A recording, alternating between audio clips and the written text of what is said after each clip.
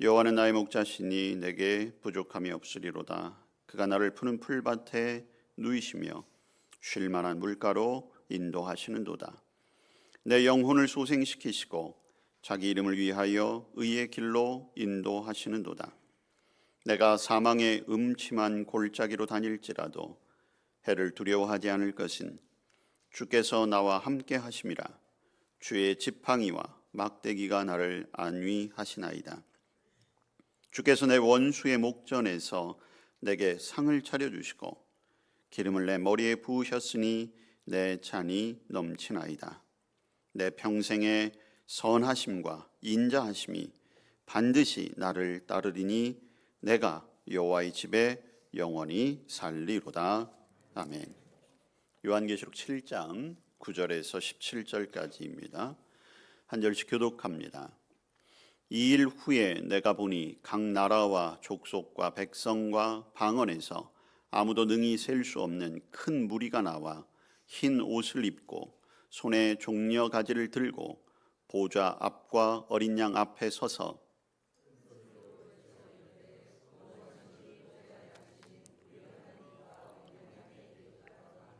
모든 천사가 보좌와 장로들과 네 생물의 주위에 서 있다가 보좌 앞에 엎드려 얼굴을 대고 하나님께 경배하여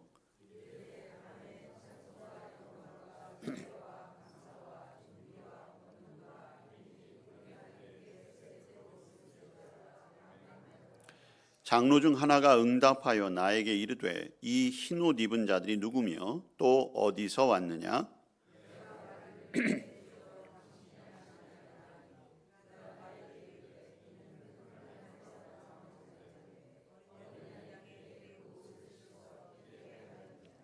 그러므로 그들이 하나님의 보좌 앞에 있고 또 그의 성전에서 밤낮 하나님을 섬김에 보좌에 앉으시니가 그들 위에 장막을 치시리니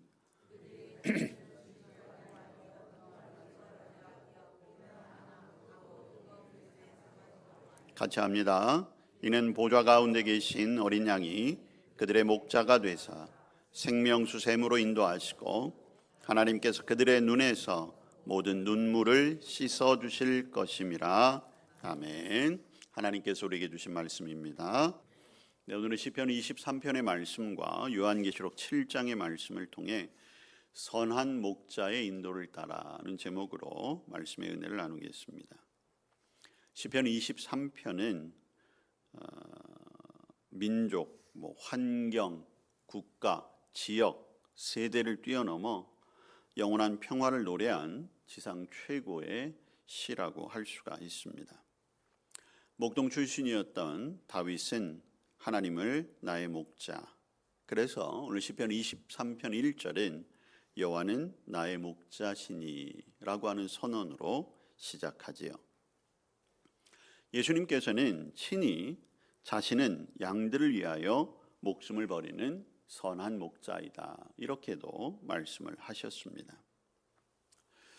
이 양에 비유하고 있지요. 우리의 인생도 양과 크게 다르지 않아요. 혼자서는 절대로 살아갈 수가 없습니다. 짐승으로서의 양의 특징을 본다면 양은 풀이나 물을 스스로 찾을 만한 능력이 없다고 합니다. 방향 감각도 둔하고 또 자기를 방어할 특별한 무기도 없습니다.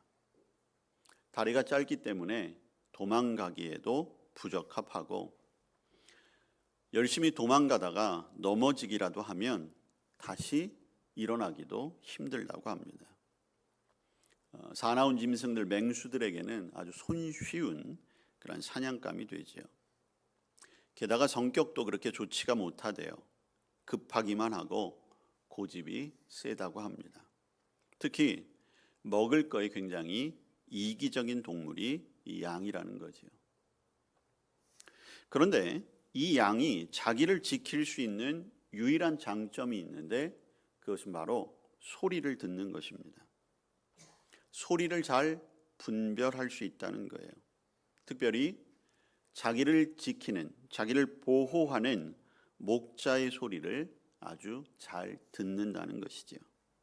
그래서 그 목자의 소리를 듣고 푸른 풀밭, 쉴 만한 물가까지 가게 되는 것입니다. 그리고 그 목자의 소리를 들음으로 여러 공격에서도 안전함을 유지할 수 있는 것이지요.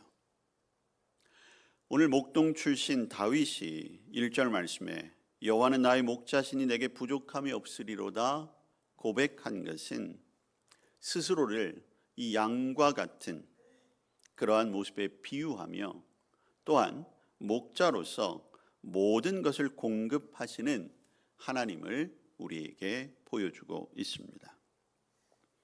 하나님이 우리의 목자가 되어주시지요. 목자는 양떼가 무엇을 원하는지 알고 있습니다. 그리고 양들이 평안을 유지하기 위해 모든 것을 제공해 주지요. 여호와는 나의 목자시니라고 하는 선언에는 그 책임이 하나님에게 있습니다 라고 하는 그런 의미도 담겨 있지요. 그럴 수밖에 없는 것이 하나님은 우리를 양떼로 택하셨어요. 그리고 우리에게 모든 것을 공급해 주신다고 이미 약속하셨습니다. 선한 목자이신 우리 하나님, 그분은 우리에게 필요한 것을 정확하게 아시기 때문에 우리가 성장하고 안정을 누리는데 필요한 것을 제공해 주십니다. 때때로 하나님이 알고 계신 것과 우리가 필요한 것, 우리의 입장에서는 조금 다르다라고 생각할 수도 있겠지요. 그렇지만 나보다 나를 더 잘 아시는 우리의 목자 되신 하나님께서는 더 풍성한 것으로, 더 완전한 것으로 우리를 부족함이 없게 해주시는 것입니다. 2절 말씀에 그가 나를 푸른 풀밭에 누이시며 쉴만한 물가로 인도하신다 말씀하고 있어요. 선한 목자는 광야에서 목마른 양들에게 물을 찾아 마시게 하고 푸른 풀밭을 찾아 쉬게 합니다. 광야, 황폐한 땅에서 이런 곳을 찾는 것은 쉽지 않죠. 그렇기 때문에 선한 목자는 틈만 나면 이러한 것을 찾는 노력을 쉬지 않는 것이죠. 우리의 목자 되신 주님은 어떠십니까? 우리가 살아가는 이러한 광야와 같은 이 세상, 특별히 영적인 광야에서 굶주리며 방황할 때 먹고 마시고 힘을 회복할 수 있는 푸른 풀밭을 우리에게 알려주시죠. 세상의 급류와 그리고 우리를 삼키려고 하는 그런 높은 파도가 치는 이런 곳에서 모든 수단을 동원하여 두려움을 떨쳐버리고 또 불안감을 다 몰아내고 안정감을 얻도록 잔잔한 물가로 인도해 주십니다. 주님이 우리의 선한 목자가 되신다는 사실을 믿을 때에 우리 역시 염려할 필요가 없는 것이지요.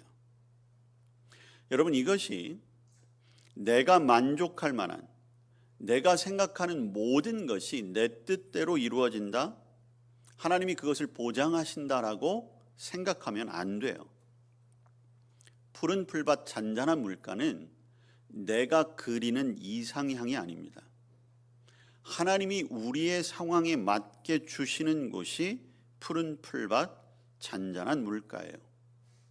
그리고 그것이 결국 도착하면 우리에게는 가장 큰 평안을 누리고 가장 만족할 만한 곳이 될 수 있는 것입니다. 특별히 그곳이 어떤 곳입니까? 3절에 보면 내 영혼을 소생시키고 자기 이름을 위하여 의의 길로 인도하신다라고 했어요. 여러분, 목자는 단순히 양을 푸른 풀밭 잔잔한 물가로만 인도하는 게 아니에요. 매일매일 그 양을 한 마리 한 마리 돌보며 혹시 상처를 입지는 않았는지, 아픈 곳은 없는지 돌보는 것이 목자가 할 일입니다. 마찬가지죠. 우리의 목자 되신 주님은 언제나 우리를 살펴보고 계세요. 우리의 상처를 건강하게 회복시켜 주시지요. 우리의 영혼이 어떤 상태인지 염려하시고 그 영혼이 건강한 상태를 유지하도록 도우시는 분이십니다. 오늘 예배 가운데도 우리를 돌보시는 주님의 은혜가 저와 여러분의 삶과 우리의 영혼과 우리의 삶을 치유하시고 회복하실 줄로 믿습니다. 또한 주님의 인도하시는 길을 오늘 의의 길 이렇게 표현하고 있어요. 여러분, 의의 길은 어떤 길입니까? 주님이 원하시는 길을 말하는 거지요. 성령을 통해 우리를 의로운 길로 인도하세요. 그렇기 때문에 우리로 하여금 죄에 빠져 방황하지 않도록 내버려 두지 않으시는 거지요. 옳은 길, 거룩한 길로 가게 하시는 길입니다. 여러분, 때때로 그 길이 쉽지 않을 수 있어요. 오늘 4절에 보면 내가 사망의 음침한 골짜기로 다닐지라도, 여러분, 이 세상의 길이 평탄하지만은 않잖아요. 우리가 주님을 믿고 살아가지만 그 길이 날마다 기쁨의 길이고 만족할 만한 길은 아니라는 것입니다. 여러분, 선한 목자의 인도를 받아 양들이 풀을 뜯으며 잔잔한 물가를 찾아가지만 그 주변에는 언제나 맹수가 도사리고 있어요.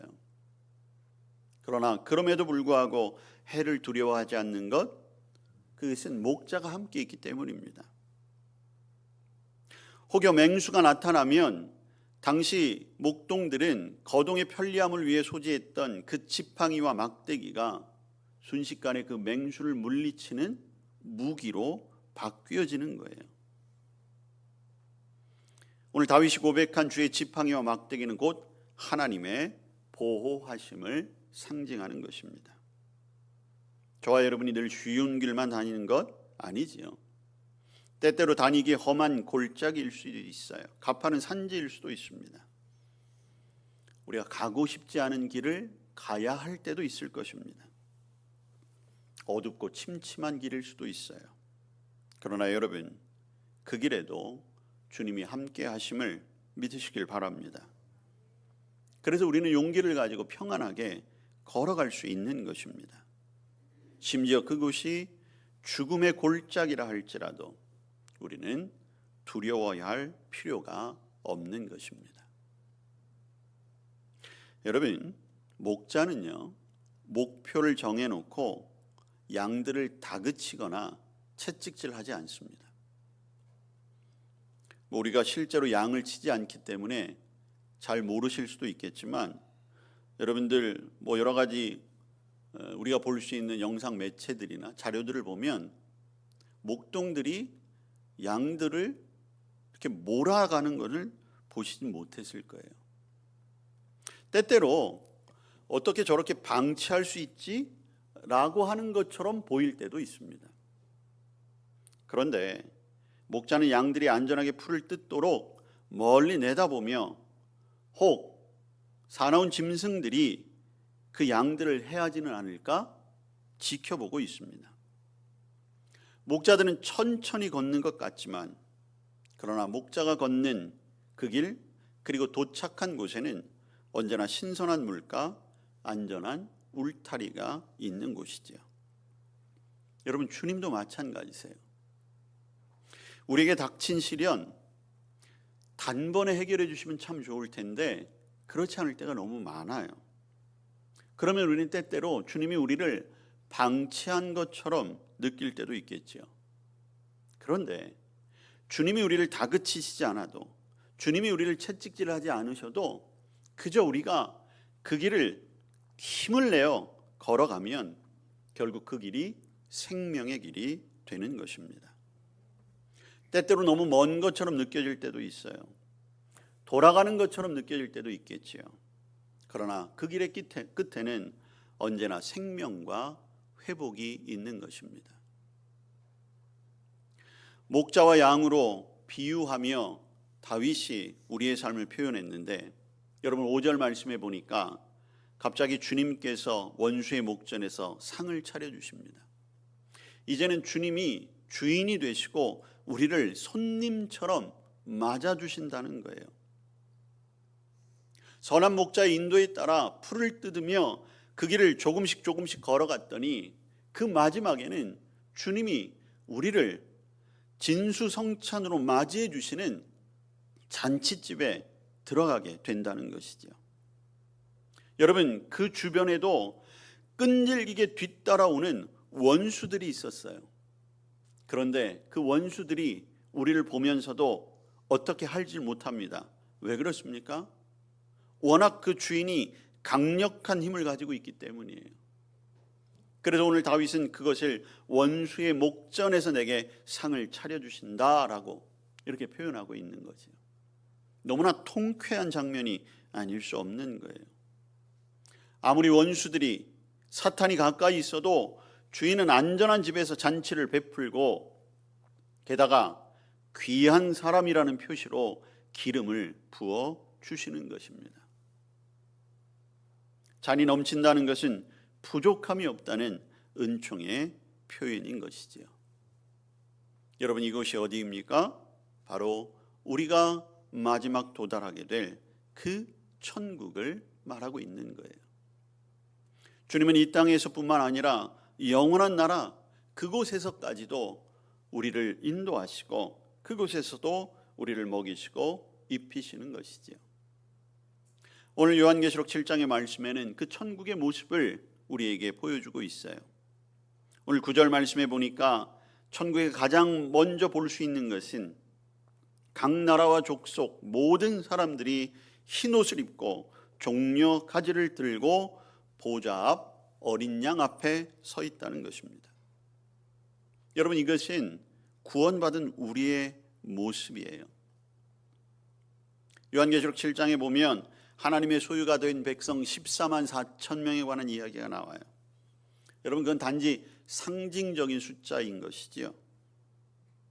완전한 구원을 이룬 사람들, 온 세계 열방을 통하여 구원받은 모든 이들이 하나님의 보좌 그리고 어린 양 그리스도 앞에서 찬양을 올리고 있다는 것이죠.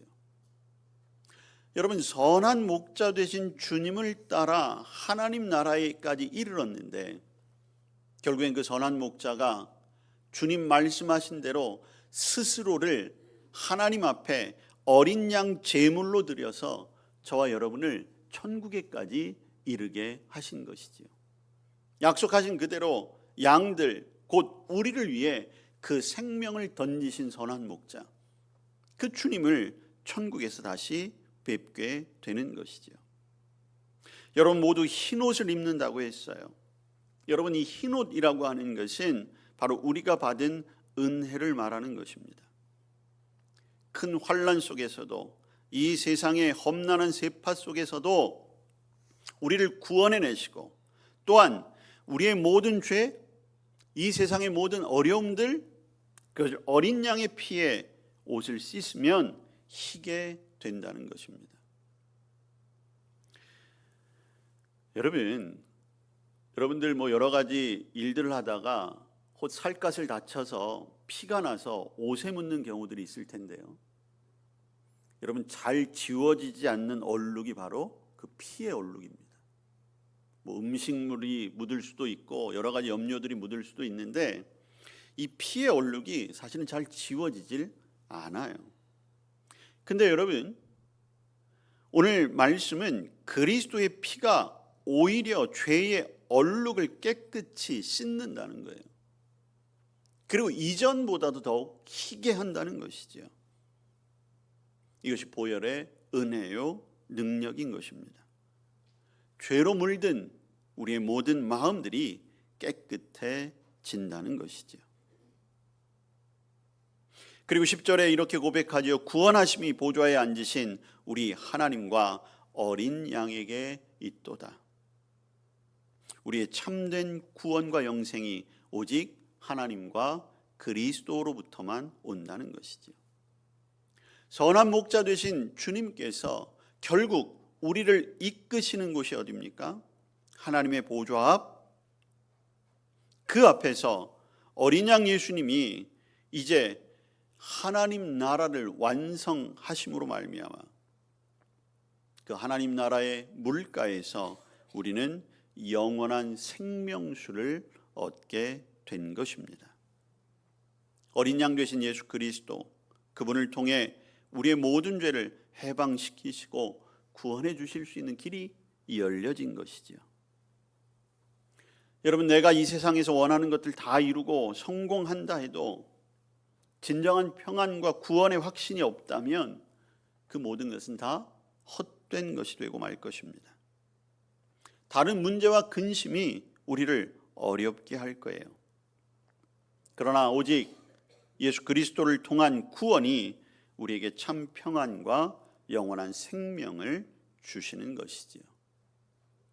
세상에 우리를 흔드는 여러 가지 말들이 있어요. 세상에서 우리를 넘어뜨리는 많은 사건들이 있습니다. 그러나 오늘도 여전히 우리를 푸른 풀밭, 잔잔한 물가로 인도하시는 그분의 음성을 듣고 그분만을 섬기고 따름으로 말미암아 주님의 날, 그때에 하나님과 주님을 찬양하는 복된 자리에 서서 흰옷을 입고 종려가지를 들고 오직 구원이 하나님께만 있습니다. 우리가 함께 찬양할 수 있어야 하는 것이죠. 어리석고 부족한 양들을 이끄신 목자는 어린 양 예수 그리스도이셨습니다. 하나님이 육신을 입고 선한 목자로 세상에 오셔서 양들을 위해 목숨을 버리신 거예요. 하늘 영광이 빛나는 집에서 영원한 목자가 되신 예수 그리스도께서 우리를 생명수 가득한 곳으로 인도하신 것입니다. 광야길의 양들을 쉴 만한 물가로 인도하신 목자가 앞으로 하늘의 집에서 영생의 물을 주시고 눈물이 없는 완전한 기쁨을 누리게 하실 것입니다. 여러분, 천국의 삶을 우리 잠깐 함께 볼까요? 여러분, 15절 이하에 천국의 삶이 있어요. 15절 말씀입니다. 그들이 하나님의 보좌 앞에 있고 그의 성전에서 밤낮 하나님을 섬기고 보좌에 앉으신 이가 그들 위에 장막을 치신다 말씀하고 있습니다. 여러분, 우리가 마지막 살아야 할 곳이 어디입니까? 하나님의 보좌 앞에 사는 거예요. 여러분, 하나님의 보좌 앞에 산다는 건 어떤 의미입니까? 우리가 날마다 하나님을 가까이에서 볼 수 있다는 거예요. 여러분, 지난 주간 카톨릭 교황을 뽑았죠. 콘클라베라는 걸 통해서 교황을 뽑았습니다. 교황이 선출되면 그 바티칸 성전의 그 꼭대기 창문에 처음 모습을 보이면서 이렇게 강복한다고 하죠. 첫 번째 축복을 하는 그런 장면인데, 가톨릭 신자들은 그것을 보는 것을 영광으로 생각을 해요. 마치 하나님을 만난 것처럼. 그래서 여러분, 그 바티칸 광장에서 사람들이 꽉 차가지고 그 장면을 보고 있잖아요. 여러분, 바티칸 광장 그 맨 끝에서 그 창문에 나와 있는 교황의 얼굴이 잘 보이겠습니까? 잘 안 보여요. 차라리 TV 중계 화면이 훨씬 더 잘 보입니다. 근데 그들에게 있어서는 그 자리에서 교황을 보는 것이 엄청난 축복이라는 거예요. 근데 여러분, 오늘 우리가 천국에서 어떤 삶을 산다는 거예요? 그 교황의 모습을 먼 발치에서 보는 것만으로도 기뻐하는 그런 모습 이상으로 하나님을 가장 가까이에서 보며 하나님의 임재 가운데 살게 된다는 것이죠. 여러분, 그 은혜와 그 축복의 자리를 절대로 놓치지 마시길 바랍니다. 끝까지 구원의 자리를 우리는 지켜야 하는 거예요. 게다가 동시에 하나님을 섬길 수 있다는 것이죠. 여러분, 어떤 분들은 천국에 가면 아무것도 안 하고 놀고 먹는 거, 그래서 정말 좋겠다라고 생각하는데 그게 아니라는 거지요. 천국에도 하나님께서 맡기신 일들이 있다는 거예요. 뭐가 될지는 우리는 아직 모르지요. 그러나 그 섬김이라는 것, 그것은 하나님이 맡기신 일들을 즐겁게 감당할 수 있다는 거예요. 여러분, 그리고 거기에 장막을 치신다고 했어요. 하나님의 보호를 받는, 하나님이 친히 함께 살아가시는 우리의 하나님 나라의 집, 즐거운 우리 집이 그곳에 있게 되는 것이죠. 그곳에서 16절 이하에 보십시오. 줄이지 않고 목마르지 않고 상함도 없습니다. 왜 그렇습니까? 목자 되신 그분이 우리를 생명수샘으로 인도하시고, 그리고 우리의 눈에서 모든 눈물을 씻어 주신다는 거예요. 하늘의 신령한 복을 충만하게 누리고 나누게 되는 것이지요. 우리가 이 땅에서 겪은 여러 가지 수고와 환난, 하나님이 위로해 주셔서 기쁨으로 가득하게 하시는 것입니다. 아마도 다윗은 이 천국의 삶을 알았던 것 같아요. 그리고 그 삶을 끝까지 소망했던 것입니다. 그래서 오늘 시편 23편 6절 마지막에 이렇게 고백하고 있지요. 내 평생의 선하심과 인자하심이 반드시 나를 따르리니 내가 여호와의 집에 영원히 살리로다. 이 고백이 저와 여러분의 고백이 되어야 할 줄로 믿습니다. 선함은 하나님이 지닌 속성이지요.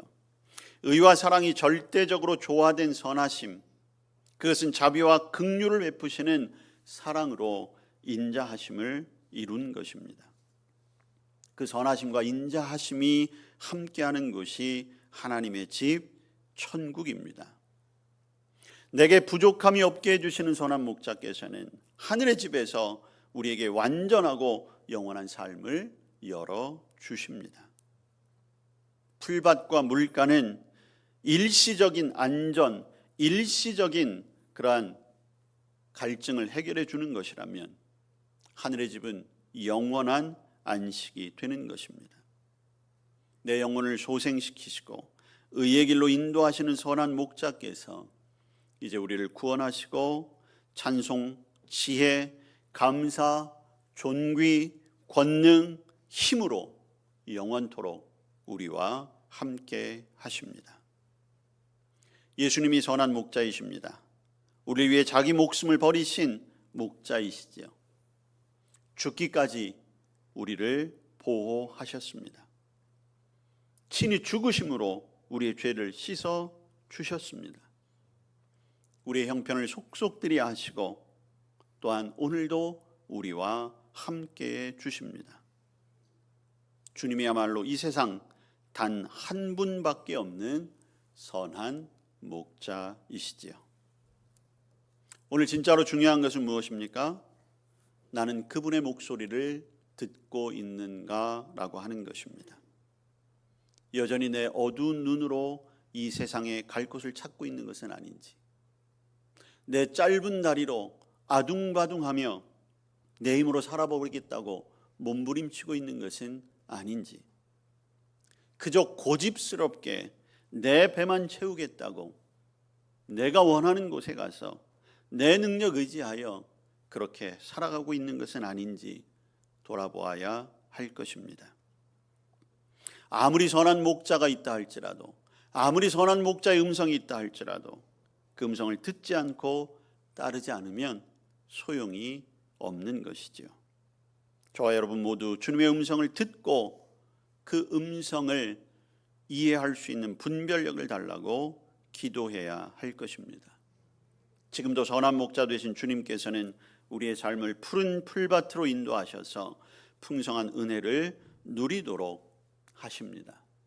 그 음성에 우리의 삶을 맡길 수 있어야 합니다. 주님은 이미 저와 여러분을 양으로 부르셨습니다.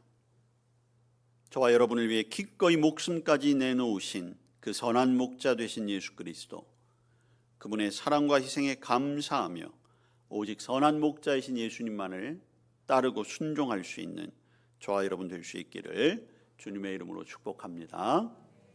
선한 목자이신 주님, 이 시간 주님 음성 듣기를 원합니다. 잘 들려지게 하시고 순종할 수 있는 믿음을 주옵소서. 예수님 이름으로 기도합니다. 아멘.